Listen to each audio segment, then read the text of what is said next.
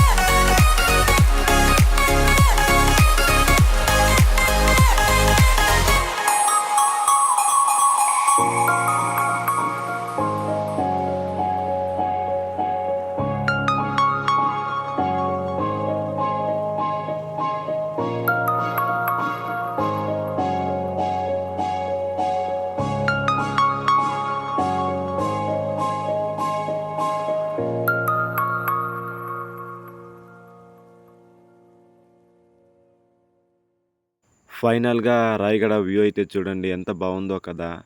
రాయగడకి అయితే ఎంటర్ అయిపోయాం. ఇది రాయగడకి వెళ్ళే స్మాల్ చిన్న రోడ్ ఇదైతే. ఇప్పుడు చూడండి ఎంత అందంగా కనిపిస్తుందో రాయగడ వ్యూ.